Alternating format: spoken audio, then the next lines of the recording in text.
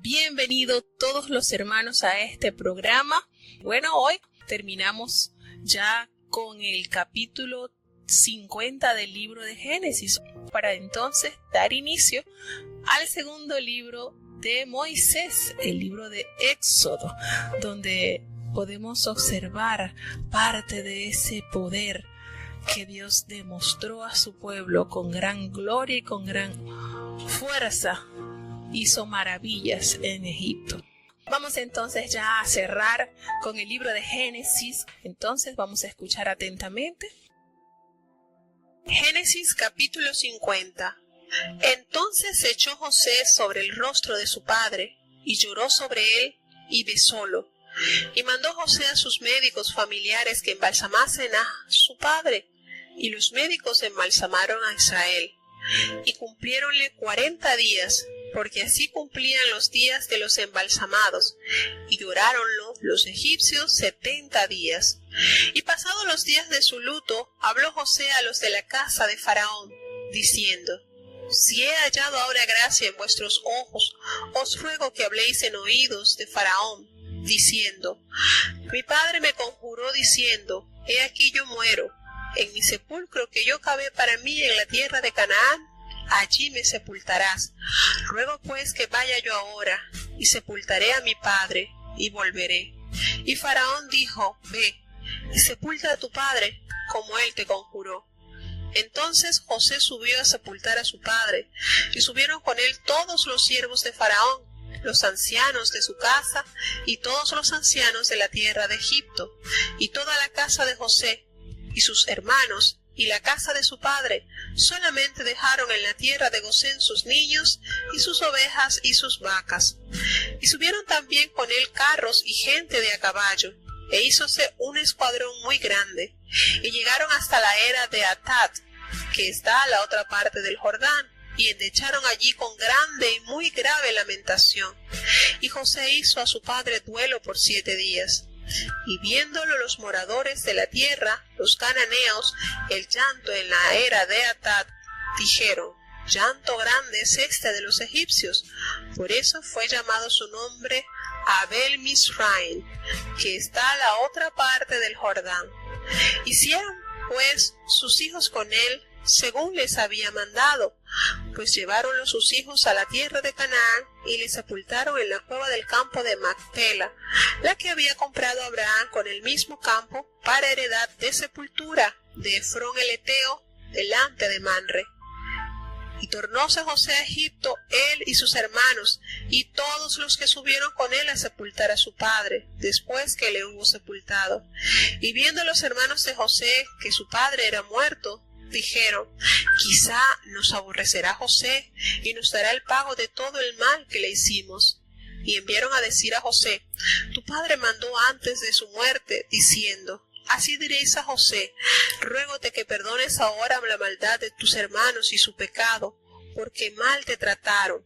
Por tanto ahora te rogamos que perdones la maldad de los siervos del Dios de tu padre. Y José lloró mientras hablaban. Y vinieron también sus hermanos, y postráronse delante de él, y dijeron: Henos aquí por tus siervos. Y respondióles José: No temáis, ¿estoy yo en lugar de Dios? Vosotros pensasteis mal sobre mí, mas Dios lo encaminó a bien, para hacer lo que vemos hoy, para mantener en vida a mucho pueblo. Ahora, pues, no tengáis miedo, yo os sustentaré a vosotros y a vuestros hijos. Así los consoló, y les habló al corazón. Y estuvo José en Egipto, él y la casa de su padre, y vivió José 110 años. Y vio José los hijos de Efraín hasta la 3ª generación. También los hijos de Maquir, hijo de Manasés, fueron criados sobre las rodillas de José. Y José dijo a sus hermanos: Yo me muero, mas Dios ciertamente os visitará, y os hará subir de aquesta tierra a la tierra que juró a Abraham, a Isaac y a Jacob. Y conjuró José a los hijos de Israel, diciendo: Dios ciertamente os visitará, y haréis llevar de aquí mis huesos. Y murió José de edad de 110 años, y embalsamáronlo, y fue puesto en un ataúd en Egipto. Tenemos entonces ya en este capítulo la despedida de José hacia su padre. Ya Dios le concedió la gran bendición que le había prometido a Israel antes de descender a Egipto. José cerrará tus ojos. Y así pasó. En este capítulo podemos palpar nuevamente cómo la promesa de Dios se hace vigente, se hace real en la vida de su patriarca, en la vida de su hijo. Y José lloró de una manera especial sobre su padre y lo besó. Y mandó José a los médicos que estaban allí en Egipto a que embalsamaran a su padre Israel. Recordemos que Egipto pues fue una gran civilización, una gran potencia. Por mano de ellos se le deben muchas cosas a la cultura actual, tales como el maquillaje. Eso proviene de Egipto, y tantas cosas. Y una de las cosas por las cuales también se reconoció mucho esta cultura fue por el avance en la medicina. Y aquí vemos que estos médicos tenían una forma muy particular entonces de tratar los cuerpos, los cadáveres, y de prepararles sustancias que permitían que se conservaran por tantos años. Y prueba de eso pues consta la historia de las cantidades de momias que hasta la fecha se siguen descubriendo. Realmente Egipto fue un país muy avanzado. Y pues teniendo esto a su disposición, José no dudó en requerirle a los doctores, a los médicos, que cuidaran, que embalsamaran el cuerpo de su padre, porque iba a ser entonces guardado, enterrado en la cueva que Abraham había comprado para sepultura de Sara, y donde estaba también Isaac, al igual que su esposa Rebeca. También Lea, la esposa de Jacob, estuvo allí o está allí, porque allí la guardó entonces Jacob. Y vemos entonces cómo se cumplieron los 40 días, porque aquí hay un detalle muy relevante. Se cumplieron los 40 días que tenían los médicos para embalsamar, para trabajar con ese cadáver. Yo creo que estos días, no sé si ya los han reducido, pero era una fecha, era un tiempo de preparación y de anticipo para preparar el cadáver, para poderle permitir asegurar de que ese cuerpo iba a conservarse por muchos años. Y llegaron entonces los egipcios y lloraron con él 70 días. Tenemos aquí los días de luto que ellos cumplieron para despedir así al padre de aquel gran líder de esa nación. Porque recordemos que José estaba como un funcionario de mucha estima, de gran valor. Solamente Faraón estaba más arriba de él. Del resto, todos eran subalternos a José, un hombre de mucho valor y de mucho respeto, ya que su integridad y su eficiencia lo hizo sobresaltar en ese país, en esa cultura.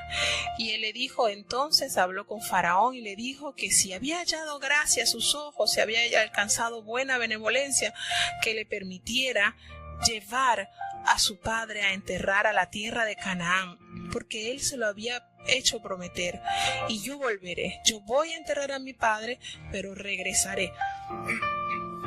Y vemos entonces que Faraón, sin dudar, le permitió esta petición a José y le hizo jurar: bueno, así como se lo prometiste a tu padre, entonces ve, haz como se lo prometiste.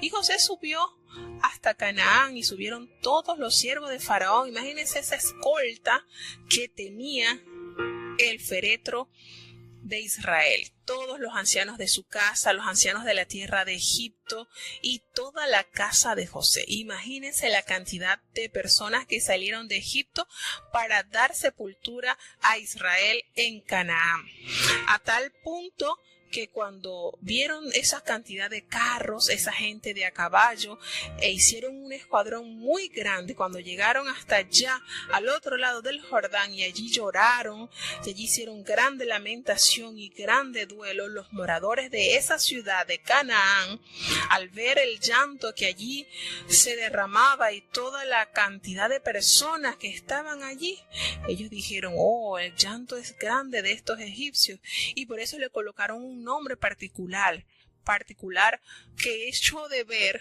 lo que allí ellos presenciaron. Nos damos cuenta acá que todos los hijos entonces, una gran cantidad, imagínense, se dieron cuenta entonces esos moradores que la persona que estaba siendo sepultada allí en la cueva de Macpela era de mucho valor, por la cantidad de personas y por los carros. Era algo difícil de que pasara desapercibido a ojo de esos moradores. Y después que ellos entonces despidieron a su padre, cuántos días de dolor, cuántos días de sufrimiento por parte de José, ¿verdad? Pero el gran consuelo y la gran bendición de que estuvo hasta el último momento de su vida con su padre. Una satisfacción muy grata que Dios le concedió a este hombre de haberle dado en esos 17 años que moró Israel con su hijo José en Egipto las mayores comodidades en todos los sentidos, familiares, económicas, políticas. Podemos ver entonces que estos 17 años que Israel tuvo allí en Gosén, pudo disfrutar, pudo tener tranquilidad a sus huesos. Ya tantas situaciones difíciles que durante toda su vida había vivido, pasaron entonces a ser experiencia para fortalecer a sus generaciones. Dice que entonces volvió José a Egipto y todos sus hermanos, todos los que habían ido a Canaán a enterrar a Israel, todos regresaron con él. Y llegó entonces la preocupación. La angustia invadió a los 10 hermanos de José. ¿Por qué sucedió esto? Porque dentro de su corazón ellos sabían que ellos habían acometido algo terrible contra su hermano y que quizás José no había arremetido contra ellos de la manera que ellos lo merecían, por amor y respeto a Israel, por no darle dolor a su padre y mucho menos en la vejez. Y ellos se confabulan en decirle algo a José que no pasó, estando usando un poco de astucia y de mentira. Y cuando ellos se dieron cuenta, bueno, ahora estamos sin el escudo de nuestro padre, porque de una u otra manera su padre podía interceder con José para que él no arremetiera contra sus 10 hermanos. Y le enviaron a decir a José: mira, tu papá antes de morir mandó a decirte que nos perdonaras de la maldad que habíamos hecho, de ese pecado, porque te trataron muy mal, y te rogamos que perdones la maldad de tu siervo, el Dios de tu padre. Miren esto, nos damos cuenta cómo se dice por allí, ¿verdad? El que nada debe, nada teme. Pero ellos tenían una deuda muy grande con José, y por eso aquel temor invadió su corazón. Y se ingeniaron entonces esta estrategia para poder amortiguar la ira que ellos podían sentir que se podía revelar de José hacia ellos. Y qué acto de José hacia sus hermanos, qué tremendo. Y ellos se postraron ante José, ante él, y le dijeron: mira, nosotros somos tus siervos, tennos como un siervo, como tus siervos. Y él le dijo: no temas, no teman. ¿Acaso que yo estoy en lugar de Dios para juzgarlos? No. Ustedes pensaron mal contra mí, pero Dios todo lo encaminó para bien, para que vean lo que hay hoy, para mantener la vida de muchos pueblos. No tengan miedo porque yo los voy a sustentar, yo voy a cuidarlos, yo no les voy a hacer daño. Y así los consoló y les habló al corazón. Qué gema fuerte corazón tenía José. Conociendo la estrategia de sus hermanos, pudo haber agarrado un poco más de enojo contra ellos, ¿verdad? Ay, ni siquiera esto pasó, mi padre nunca dijo esto, ya están inventándose estas cosas para que yo no les dé su merecido. Pero no, qué palabras de un corazón transformado por la mano de Dios. No teman, no se preocupen, yo nada les voy a hacer, al contrario, yo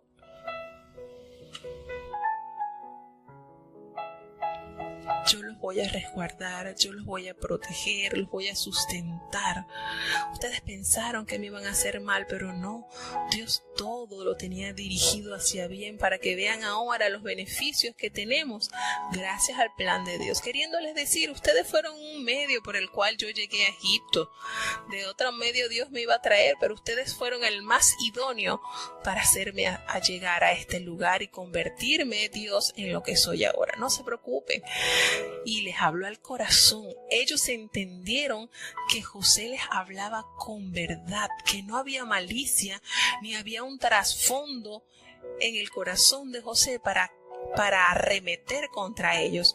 Al ojo humano, a la razón, José tenía muchos argumentos para hacerle pagar a ellos todo lo que él sufrió en esos años de esclavitud y de estar preso. Pero Dios suavizó, Dios moldó la personalidad del corazón de aquel joven que llegó como un esclavo a Egipto y lo convirtió en un gran gobernador. Y ellos entendieron entonces que en la palabra de José había verdad. Y él les prepara y les dice, miren, yo estoy aquí en la casa de Egipto y aquí yo voy a morir. Y no persuadió a Faraón o a toda la comitiva del palacio a decir, cuando yo muera me entierran allá en Macpela, donde están mi abuelo, donde está mi papá, mi bisabuelo. No. José no dijo eso. José entendió la importancia que sería para esa cultura tener su cuerpo allí, en Egipto. Pero él les dio a entender a su pueblo, miren, Jehová nos va a visitar, Jehová los va a hacer salir de acá.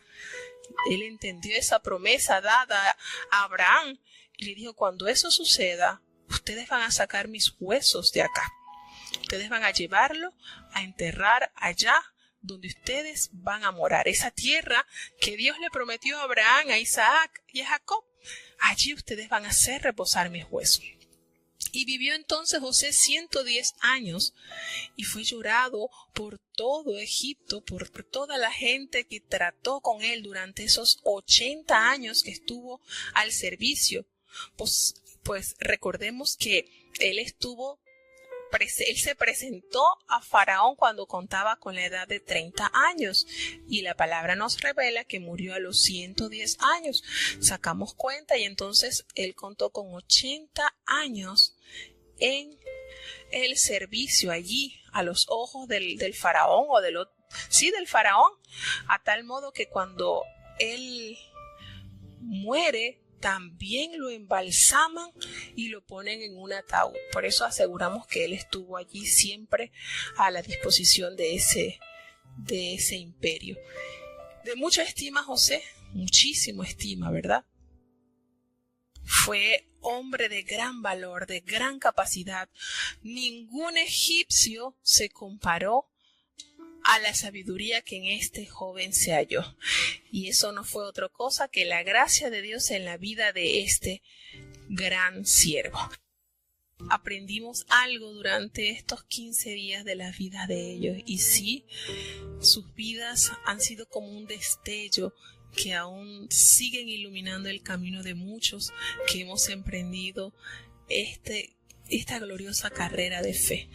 De verdad que es muy linda, maravilloso saber que Dios obra de una manera especial para con sus hijos y que al esta generación entender que sí se puede por el testimonio de sus padres, de sus abuelos, de sus antepasados, poder también asumir ese reto, esa decisión, esa determinación de servirle al Dios de sus padres, al Dios que sin duda alguna, transformó la vida de aquellos que, aunque ya no están físicamente, sus obras siguen hablando del valor y de la fe del cual se llenaron en su peregrinación por esta tierra.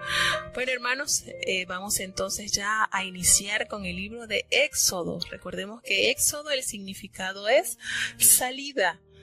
Egipto recibió a 70 hombres, una familia numerosa, y que allí moraron por varios siglos, 4 siglos, 400 años, y que allí se multiplicaron, como lo dijo Jehová a Abraham, a Isaac y a Jacob, como la arena que está a la orilla de la mar, y fueron como las estrellas en el firmamento, en el cielo, no se podían contar. Vamos entonces a adentrarnos a este hermoso libro, el segundo libro que compone el Pentateuco, escrito por Moisés en el desierto aproximadamente 1400 años, que nos detalla la grandeza del brazo de Dios para hacer proezas de una manera inigualable.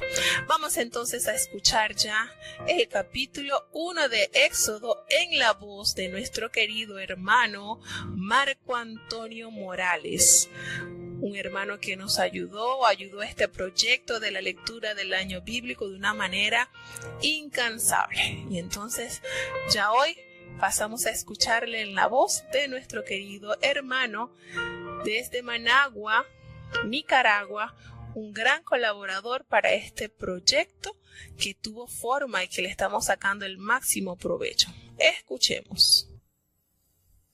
Éxodo capítulo 1. Estos son los nombres de los hijos de Israel que entraron en Egipto con Jacob. Cada uno entró con su familia: Rubén, Simeón, Leví y Judá, Isaacar, Zabulón y Benjamín, Dan y Neftalí, Gad y Aser. Y todas las almas de los que salieron del muslo de Jacob fueron 70. Y José estaba en Egipto.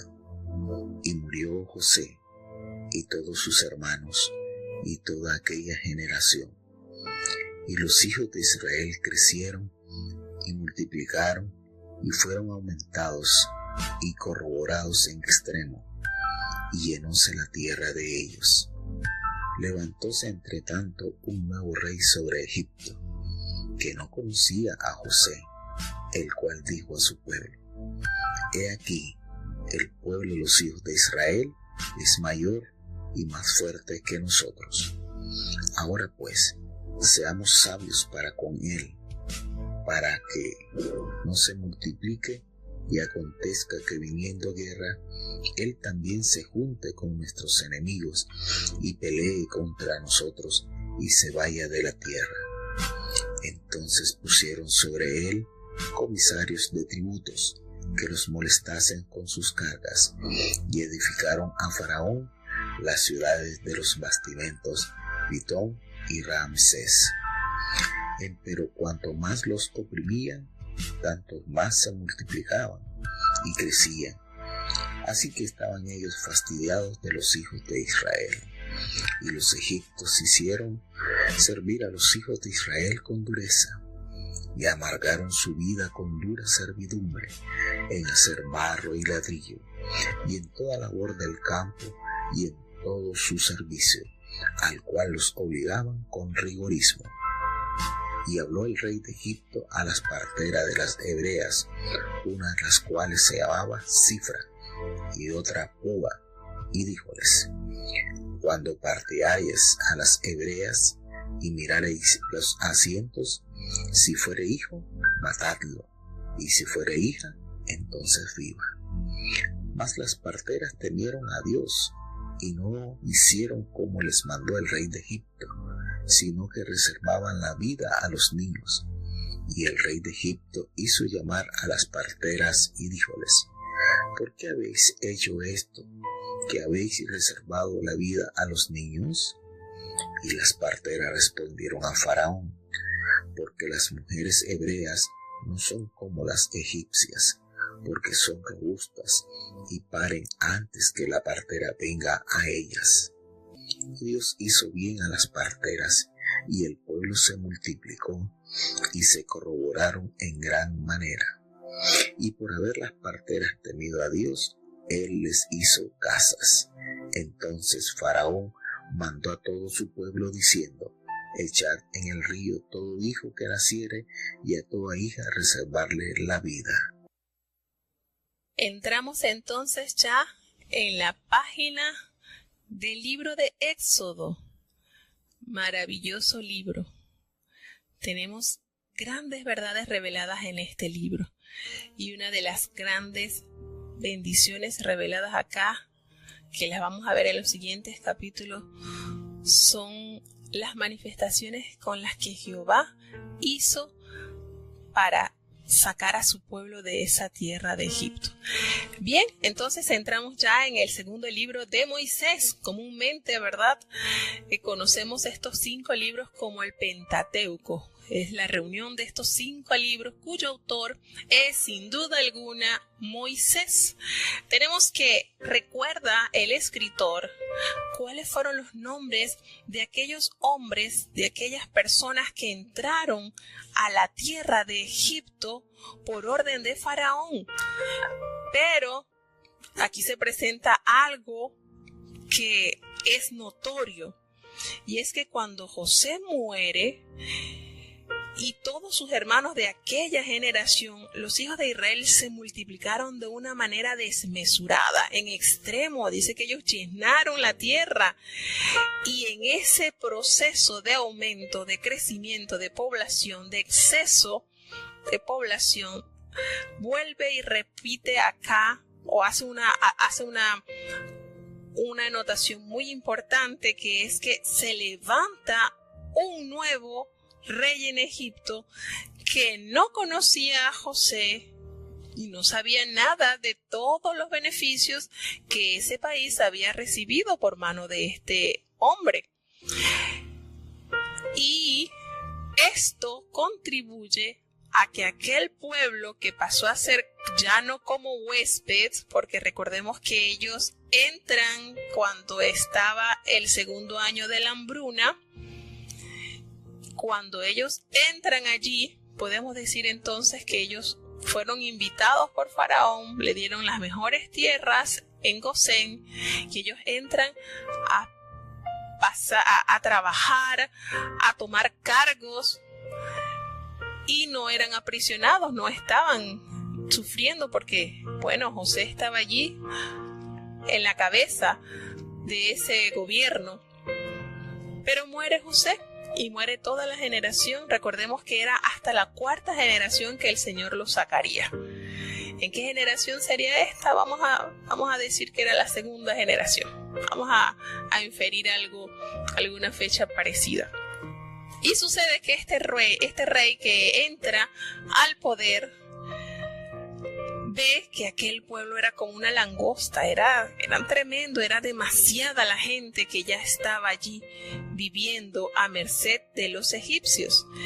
Y lo que hizo fue que miren que este hombre, estas familias se han multiplicado en exceso, y comenzaron entonces ellos a ponerles capataces y a oprimirlos. Entonces allí, cuando vienen los años de servidumbre, les aprietan un poquito, como dicen, ¿verdad? Los beneficios, ya no tienen esos beneficios que ellos durante todos los años que José estuvo y un poquito más, ellos disfrutaron. Y mientras más los afligían, nos dice la palabra que ellos más se multiplicaban. Es decir, pasaron a ser vistos por los egipcios como una plaga. Mientras más los atacaban, pues ellos más se multiplicaban. Y esto fue tan notorio por parte del gobierno actual que ellos determinaron entonces hacer algo más efectivo. Ellos prefirieron entonces irse por lo seguro y encargarse de matar a todos los niños. Y para que esto sucediera, para que esto pudiera ser de una manera de tener garantía, entonces llama a 2 mujeres que eran las encargadas de asistir los partos de las mujeres. Y aquellas mujeres comparecen ante Faraón y reciben la orden dada de que tenían que preservar la vida a toda niña, más a los varoncitos debían de matarlos. Y así pues ellos tendrían este control de natalidad para evitar que esta gente se siguiera multiplicando. Y hay algo bonito que resaltar de estas 2 mujeres, Sifra y Fua, porque a pesar de ellas estar siendo oprimidas por ese imperio, por ese gobierno, y haber sido ordenadas de que mataran a los varoncitos, ellas temieron al Señor. Qué bonito cuando en el corazón de ellas hubo ese temor y no cumplieron la orden dada de Faraón. Ellas prefirieron estimar la vida de aquellos niños y hacer caso omiso de la orden dada del rey. Sucede que se siguen dando cuenta que los niños siguen naciendo y siguen viviendo. Y ellas vuelven a comparecer ante el rey y le dice: oye, ¿qué pasó? Yo les di la orden de que ustedes tenían que matar a todos los niños y esto aquí sigue igualito. Y ellas de una manera muy prudente le dicen, bueno, es que de una manera muy prudente le dijeron les habló mal al rey Egipto de las egipcias. Las egipcias no son como las hebreas. Las hebreas son mujeres robustas y paren rápido. Cuando nosotros llegamos a atenderlas, ya ella tiene el niño en los brazos, ya no podemos hacer nada. Ya ahí la posibilidad es imposible de matar a los niños. Mientras que las egipcias no, ellas son más trabajosas, uno trabaja más para que ellas tengan el niño, así que no se puede hacer nada. Y en vista de esta respuesta, Dios se agradó de ellas. Y la palabra de Dios nos revela que Dios las bendijo sus casas. ¿Por qué? Porque ellas temieron a la orden de Dios, temieron a no hacer la voluntad de Dios. Y eso, por muy sencillo que usted lo vea, eso repercute en su vida y en la vida de su generación.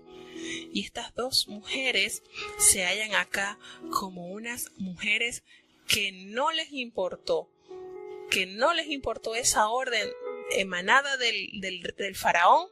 Antes ellas temieron en su corazón a Dios, que en otra pudieron haber acometido contra estos niños y haber buscado gracia a los ojos del rey. Sin embargo, su corazón fue recto ante Dios y Dios les promovió, Dios les bendijo, Dios les galardonó. Qué bonito es eso, hermano. Aún en medio de mandatos, a veces salen unos decretos en el mundo terrible, pero qué bonito que en nosotros se halle ese temor a Dios, que haya siempre ese sentido de hacer lo que Dios quiere que nosotros hagamos. Aún en medio de adversidades, mantener con firme seguridad lo que es bueno y agradable a Dios. Y nos damos cuenta entonces que ya el rey, al haber agotado ese recurso y no le resultó, entonces optó por tomar de una manera más drástica y mandó a todo su pueblo, a todos los egipcios, diciéndole: todo niño que nazca lo van a echar al río y a las niñas le van a preservar la vida. Imagínense este trauma, esta tragedia por la cual tuvieron que atravesar estas mujeres, al saber rogarle a Dios que no tuvieran niños sino niña, porque de ser niño su hijito iría a parar al río a ser comida de los animales, de los cocodrilos, de cuanta bestia. Y esto fue entonces notorio para ese país, para los israelitas que estaban ya de una manera desmesurada aumentándose como promesa dada de Dios a sus patriarcas. Abraham recibió esta promesa, al igual que Isaac, al igual que Jacob, y José también lo recordó y lo aceptó. Ellos se multiplicarían de una manera tremenda porque la mano de Dios así lo permitía.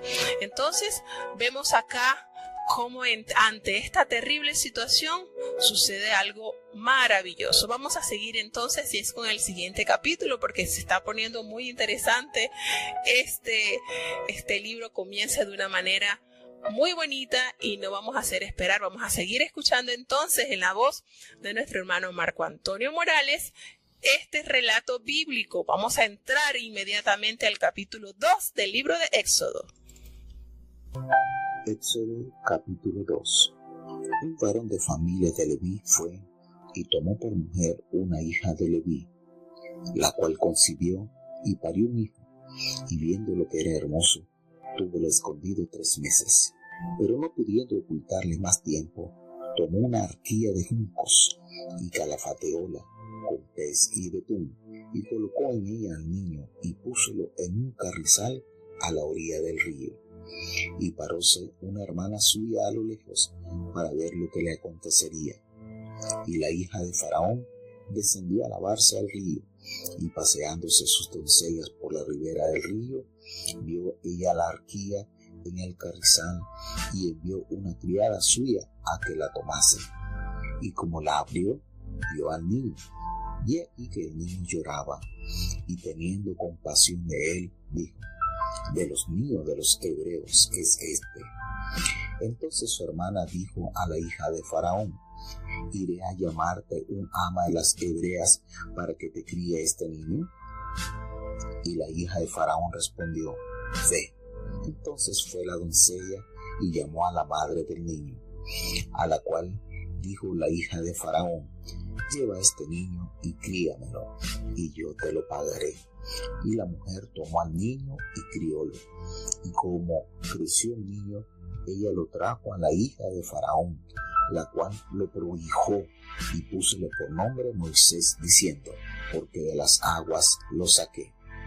Y en aquellos días acaeció que, crecido ya Moisés, salió a sus hermanos y vio sus cargas, y observó a un egipcio que hería a uno de los hebreos, sus hermanos.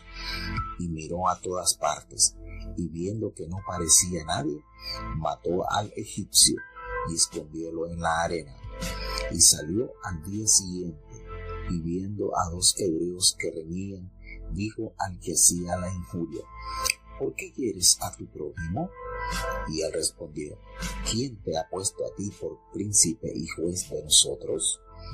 ¿Piensas matarme como mataste al egipcio? Entonces Moisés tuvo miedo y dijo: ciertamente esta cosa es descubierta. Y oyendo Faraón este negocio, procuró matar a Moisés, mas Moisés huyó de delante de Faraón y habitó en la tierra de Madián y sentóse junto a un pozo. Tenía el sacerdote de Madián 7 hijas, las cuales vinieron a sacar agua para llenar las pilas y dar de beber a las ovejas de su padre. Mas los pastores vinieron y echáronlas. Entonces Moisés se levantó y defendiólas y abrevó sus ovejas. Y volviéndose ellas a Raguel su padre, díjoles él: ¿por qué habéis hoy venido tan presto? Y ellas respondieron: un varón egipcio nos defendió de mano de los pastores, y también nos sacó el agua y abrevó las ovejas. Y dijo a sus hijas: ¿y dónde está? ¿Por qué habéis dejado ese hombre? Llamadle para que coma pan. Y Moisés acordó en morar con aquel varón, y él dio a Moisés a su hija Séfora, la cual le parió un hijo, y él le puso por nombre Gersón, porque dijo: peregrino soy en tierra ajena. Y aconteció que después de muchos días murió el rey de Egipto, y los hijos de Israel suspiraron a causa de la servidumbre, y clamaron, y subió a Dios el clamor de ellos con motivo de su servidumbre, y oyó Dios el gemido de ellos, y acordóse de su pacto con Abraham, Isaac y Jacob. Y miró Dios a los hijos de Israel y reconociólos Dios. En este capítulo se encierran 80 años de vida de Moisés. Tanto en tan poquitas líneas, ¿verdad? Pues así es. En este capítulo, que solamente contiene 25 versículos, nos narra cómo aquella mujer llamada Jocabed se casa con Amram. Ellos tenían un vínculo familiar, eran tía, sobrino. Ellos eran familia y pertenecían a la tribu de Leví. Y esta joven tuvo ya su tercer hijo. ¿Por qué decimos su tercer hijo? Porque recordemos que la primera hermana de Moisés fue María, de seguido Aarón, que era mayor 3 años que Moisés, y sale en estado justamente en vigor de esta situación que estaban experimentando las hebreas, que todo niño tenía que ser arrojado al río. ¿Cómo se las ingenió ella para ocultar su embarazo o para ocultar su niño? No detalla con lujos cómo lo hizo. Lo que sí detalla es que ella lo vio tan hermoso que no pudo permitir que lo encontraran y lo lanzaran al río. Pero ya pasados los 3 meses, ya le era imposible poder tenerlo, poder guardarlo, porque entonces sí expondría la vida de ese niño. ¿Y qué hizo? Armó un conjunquito, armó como un barquito, lo preparó a tal modo que el agua no penetrase dentro de esa canasta, dentro de ese lugarcito, y allí introdujo a su bebé. Con cuánto dolor, qué de pensamientos no pasarían por la cabeza de Jocabed al tener que desprenderse de su niño. Sí, lo iba a enviar al río, pero no como lo quería hacer Faraón, tirándolo. Y vemos acá cómo Dios encaminó todo de una manera tan perfecta que su hermana mayor tiene la orden de darse cuenta qué sería la ubicación de ese barquito donde iría su hermanito. Y todo estuvo tan planificado de modo que aquella joven, aquellas doncellas, la hija de Faraón vio, le llamó la atención eso que vio sobre el río y lo trajo, lo mandó a traer. Y cuando vio lo que estaba dentro, hermanos, eso no fue otra que la providencia de Dios, porque esta mujer, la hija de Faraón, estoy segura que conocía cuál era la orden de su padre, que todos los niños hebreos murieran. Sin embargo, ella, al adoptar ese niño, está desobedeciendo la voluntad de su padre. Se volvió rebelde y su corazón se enterneció ante ese niño. Y aquella hermanita usada de Dios le propone: mire, si quieres te busco una madre de las hebreas que pueda amamantarlo, que te lo pueda cuidar. Y ella, sin previa recomendación, dijo: sí, búscala, dile que yo le voy a pagar. Y entonces aquí sucede algo muy curioso.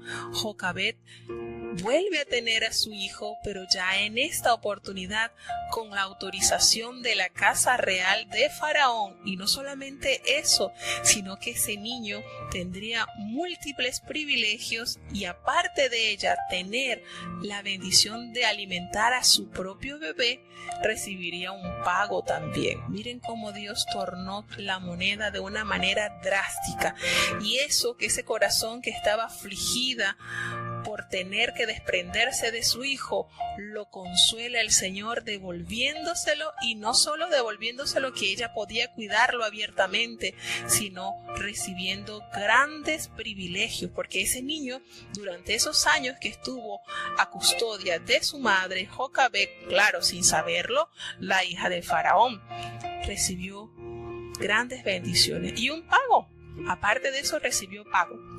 Se cree aproximadamente que en la cultura hebrea los niños eran amamantados de 3 a 5 años. Era la edad aproximadamente que ellos debían estar al cuidado de la madre, recibiendo los cuidados maternales, su pecho y todo eso. Ya el niño, al haber crecido, regresa entonces a brazos de aquella joven, de la hija de Faraón, y ya como el príncipe de Egipto. Aquí hay tantas cosas de las cuales se pueden deducir. Ya un niño de 5 años ya tiene memoria, ya un niño de 5 años ya sabe, ya tiene bastante sentido de la existencia. Imaginemos que en esos años que su madre lo estaba educando, podría decirle: tú en la casa de Egipto podrías ser el que nos liberte de esta opresión que estamos viviendo. Más adelante puedes convencer a Faraón o llegar a ser Faraón y poder transformar estas cadenas de opresión en la libertad que tanto anhelamos, ¿verdad? Podemos decir que eso pudo palparlo Jocabed con la llegada de su hijo al palacio. Y cuando nos narra aquí la palabra del Señor, aquí en este capítulo hay pocos detalles en realidad.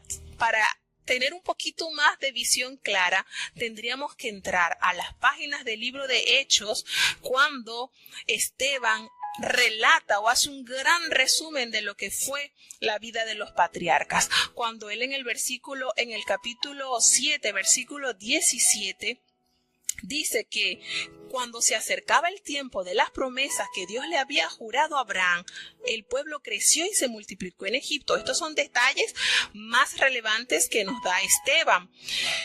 Hasta que se levantó en Egipto otro rey que no conocía a José, y este rey, usando de astucia con nuestro pueblo, maltrató a nuestros padres, a fin de que expusiesen a la muerte a sus niños para que no se multiplicaran. Pero en aquel mismo tiempo nació Moisés y fue agradable a Dios, y fue criado 3 meses en casa de su padre. Pero siendo expuesto a la muerte, la hija de Faraón le recogió y le crió como a hijo suyo, y fue enseñado Moisés en toda la sabiduría de los egipcios, y era poderoso en sus palabras y en obras. Pero cuando hubo cumplido la edad de 40 años, le vino al corazón de visitar a sus hermanos, a los hijos de Israel. Miren esto, habían pasado años y entonces recordó eso que había recibido por parte de la educación de su madre. Y al ver que uno de ellos, de los israelitas, maltrataba a uno e hiriendo, él vio que un egipcio estaba maltratando a uno de sus hermanos. ¿Qué hizo entonces Moisés? Él agarró, ¿verdad?, y vengó el maltrato de su hermano y mató al egipcio. Pero Moisés, miren lo que revela aquí Esteban. Pero Moisés pensaba que sus hermanos comprendían que Dios le iba a dar libertad por mano de él, pero ellos no lo habían entendido así. Y al día siguiente de él haber matado al egipcio, recordemos que él lo mata y lo esconde, él se presentó nuevamente y vio como 2 israelitas peleaban, y él les dice: estén en paz, ustedes son hermanos, ¿por qué se maltratan el uno al otro? Y lo más irónico acá es el que maltrataba a su prójimo le rechazó, le regañó y le dijo: ¿quién te crees tú? ¿Quién te has puesto a ti por gobernador y juez sobre nosotros? ¿Me quieres matar a mí, así como lo hiciste ayer con el egipcio? Cuando Moisés escuchó esto, él huyó, porque él pensó que ese asesinato había quedado impune, y no fue así.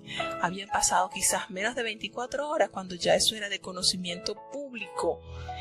¿Y qué hizo él, hermano? Él huyó como un extranjero a la tierra de Madián, y allí entonces pasó 40 años sirviéndole a Jetro, a su suegro, pastoreándole sus ovejas. Fíjense que en este capítulo, en el libro de Hechos, capítulo 7, nos da un poco más de detalles, al igual que en el libro de la excelencia de la fe, en Hebreos, en el capítulo 11, nos revela también grandes verdades. Dice que por la fe Moisés, cuando nació, fue escondido por sus padres 3 meses, porque le vieron un niño hermoso y no temieron al decreto del rey. Y por la fe, cuando ya Moisés fue hecho grande, él rehusó ser llamado hijo de la hija de Faraón, escogiendo antes ser maltratado con el pueblo de Dios que gozar de los deleites temporales del pecado, teniendo por mayor remuneración los vituperios de Cristo que los tesoros que tenían allí los egipcios, porque tenía puesta la mirada en el galardón. Entonces, ¿por qué les hago la referencia a esto? Porque estas piezas encajan mucho con este capítulo, porque este capítulo solo tiene 25 versículos y allí en esos 25 versículos hay 80 años de vida de Moisés. Entonces, como que fue muy breve. Vamos a procurar ampliarlo un poquito más con lo que nos detalló Esteban y con lo que nos detalló el escritor de Hebreos. Entonces, todo esto podemos decir, oye, de verdad que en su sabiduría Moisés pensó que cuando le tocara a él estar al poder, él podría ayudar a su pueblo, pero no era así. ¿O ustedes no creen que era mucho más fácil para Dios? Bueno, a lo que Moisés crezca, se torne allí, esté cerca del faraón, pues le da libertad al pueblo. No, Dios tenía un perfecto plan, maravilloso plan. Y nuestros pensamientos, lo dice el profeta Isaías, no son los pensamientos de Dios. Y nuestros caminos no son los caminos de Dios. Eso que aquel hombre le rehusó diciendo, ¿quién te crees? ¿Quién te ha puesto a ti por gobernador y por juez de nosotros? Tenía muy lejos la vista del plan de Dios. Y ese hombre al que rechazó, el que tuvo la osadía de instigar a Moisés diciéndole, acusándole de que él había asesinado a ese egipcio, y eso llegó a oídos de Faraón, ese no estaba claro, no entendía que precisamente ese era el caudillo que Dios había escogido para liberación de ese pueblo que era numeroso, grande, y era esa la promesa que se llevaría entonces ya a cabo con la existencia de Moisés. Decimos, pudo haber sido mucho más fácil. Moisés, ya estando allí en el palacio, podía interceder con mayor eficiencia para libertar el pueblo de Dios. Pero Dios tenía un plan muy diferente, muy perfecto, que hasta verlo, cómo Dios llevó a cabo eso que al principio le había Dios revelado a Abraham. Recordemos que Jehová le dice a Abraham, ustedes van a vivir 400 años allí en Egipto, pero yo los sacaré con grande poder y con mucha riqueza. ¿Cuántos años habían pasado? Y los oídos de Abraham ya conocían lo que iba a pasar con su descendencia. ¡Qué maravilloso es Dios! ¡Cuánta verdad le revela a sus hijos! ¡Qué hermoso! Entonces, ¿cómo no creerle a Él si lo que Él dice lo cumple, lo promete? Es maravilloso ver cómo Dios todo lo va encaminando de una manera perfecta. No se adelanta, no se atrasa. Todo llega a una justa manera. Entonces, qué lindo es ver en esta condición, esto que se empieza a manifestar con la llegada de Moisés al palacio. Luego entonces de esta terrible situación, Moisés con su sabiduría pues lamentablemente mató a este egipcio. Fue conocido esto por Faraón y él le toca huir a aquella tierra, y allí entonces encuentra aquellas doncellas que estaban cuidando las ovejas de su padre y vieron que aquellos pastores las molestaban. Él las defendió. ¿Cuánto duró Moisés para trasladarse a Madián? Tampoco nos dice la palabra de Dios. Lo que sí nos revela es que estas mujeres, al ver su apariencia, inmediatamente se dieron cuenta que era un egipcio, porque le dijeron, mira, ¿por qué llegaron tan temprano? Les preguntó el padre, porque él no estaba acostumbrado a que ellas llegaran tan temprano de atender a las ovejas. Bueno, es que un hombre egipcio nos defendió de los pastores y aparte sacó el agua y le dio el agua a las ovejas. ¿Y dónde está ese hombre? Bueno, allá, tráiganlo. Y les dio hospedaje y lo trató con benevolencia, a tal punto que emparentó con Moisés, dándole a su hija Séfora, y él pasó esos 40 años en el palacio, y ahora de usar vestiduras finísimas, reales de los egipcios, y ahora pasa a trabajar como un pastor en la tierra de su suegro. Cambio drástico. Pero ¿qué estaba haciendo Dios con él? Haciéndolo un instrumento fino en sus manos. Conociste mucho de la cultura de los egipcios. Ahora vamos a ensayarte como el pastor que va a guiar al pueblo de Dios. Y eso fue los 40 años de ensayo de Moisés en Madián como pastor de ovejas de su suegro. Entonces, hermano, esto está súper riquísimo, muy lindo todo lo que nos revela el Señor a través de su palabra. Y cuando aquel hombre que decretó quizás la muerte de los niños, o ese hombre muere, el rey Faraón, el pueblo de Dios siente como que, ay, bueno, no. Se levanta y sigue el asunto difícil. Murió aquel rey y ellos siguieron clamando a Dios. Ellos comenzaron a pedirle a Dios por liberación. Y qué bonito cuando nos dice la palabra que Dios oyó sus gemidos y Él se acordó del pacto que le había dado a Abraham, a Isaac y a Jacob y dijo, oh, el tiempo ya es llegado. Ellos van a salir entonces en el justo momento que les toca. Y así pasó. Vamos a seguir viendo entonces a partir de mañana los siguientes capítulos cómo Dios se manifiesta de una manera majestuosa, cómo Dios se manifiesta de una manera gloriosa a este pueblo y los trae por el desierto con maravillas que hasta la fecha ningún otro pueblo ha recibido. ¿Es Dios maravilloso? ¿Vale la pena hacer pacto con Dios? Vale la pena hacer pacto con Dios. Todo lo que el Señor le prometió a estos grandes siervos los cumplió. Todo. No dejó nada por cumplir. Entonces, hermanos, Dios nos ayude y nos conceda la dicha y la oportunidad de mantenernos siempre caminando. Ha sido de las promesas de Dios. Ha sido siempre de esas promesas que solamente Dios puede cumplir a su tiempo. A su tiempo. Puede ser que nuestros ojos no lo vean, pero nuestras generaciones sí lo pueden disfrutar. Entonces, esto que estamos saboreando en estos capítulos, hermanos, deben aumentar nuestra fe, levantar nuestras alas para acercarnos más al Dios de Abraham, al Dios de Isaac, al Dios de Jacob, al Dios de José. Y ahora se nos presenta otro gran patriarca, un gran caudillo como es Moisés. Recordemos que Moisés, ese nombre fue puesto por la hija del faraón, así que tenemos que definitivamente deducir que es un hombre egipcio sacado de las aguas.